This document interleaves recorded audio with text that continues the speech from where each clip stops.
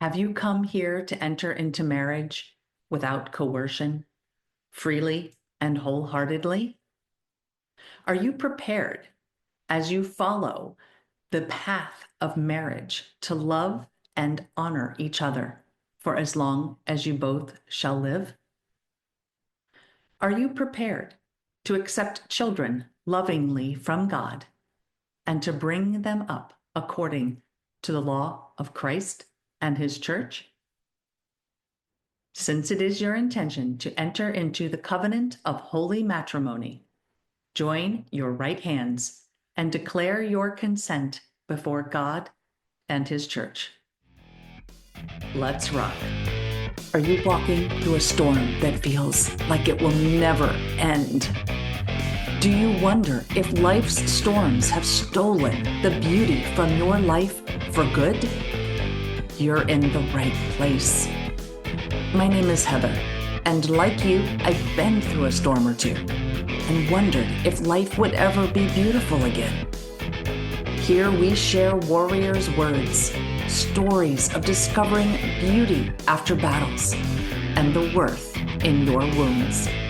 Pick up your sword or boxing gloves and join the battle. Your words are powerful, my friends. Make them warrior words. I think we all know the promises that come next. In good times and in bad, in sickness and in health, to be true and faithful, to love and honor all the days of life. They are beautiful words and beautiful promises. But I want to talk about one of the words I said in that intro, and that's the word covenant.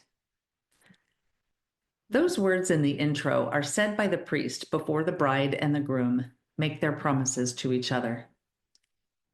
They are declaring in front of God, the priest, and everyone present that they are aware of the actions they are taking. They are aware of how serious they are, and that they are willing and able to make these lifelong vows. In other words, entering into a covenant. The church uses the word covenant instead of contract. And while they are similar words, there are differences. A covenant is a solemn promise. A contract is a legally binding agreement. Now, one of the biggest differences is that covenants are considered perpetual, binding for an indefinite period of time, whereas contracts usually have specific terms and a duration. Another key difference is that a covenant in the religious sense is a promise between people and God. It is considered sacred and unbreakable. When a bride and groom enter into the covenant of marriage or matrimony, they are not only making a solemn promise to each other, but also to God. So there are three parties to this solemn promise. And as we hear in Ecclesiastes 4, verse 12, a threefold cord is not easily broken. When a bride, a groom, and our Heavenly Father are joined together and each freely gives and accepts, this is that cord of three strands. It cannot and should not be broken. And that is why at the end of the vows, the actual moment that a bride and a groom become sacramentally married, they become one flesh. The priest will say, "What God has joined, let no man put asunder." What God has joined.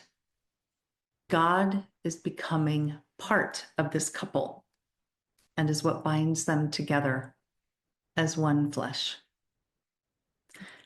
And now let's go back to the beginning, that beginning question that the priest asks. Have you come here to enter into marriage without coercion, freely and wholeheartedly? In order for God to join this cord of three strands, the couple must also join of their own free will and be willing to give and receive all of the other. God does not force himself. He wants to be invited. But when the couple answers this question truthfully and invites God to make them one flesh, watch out, because there is nothing that's impossible for God. Now, the couple will undoubtedly face hurdles and difficulties. They will be tested and tried. If they remember that God is part of their covenant, there will be nothing the three of them can't do or handle together. Now, come to facebook.com/groups/warrior words and share with us a time that you witnessed the power of that three-stranded cord. Now, before I go, I want to officially dedicate this episode and the next Friday's episode to my beloved daughter and son-in-law, as this episode is being released on the day they make that sacred, unbreakable covenant with God and become one flesh. And yes, I said son-in-law instead of son-in-law, because I think the phrase son-in-law, at least to me, implies that contract, whereas son-in-law implies that covenant.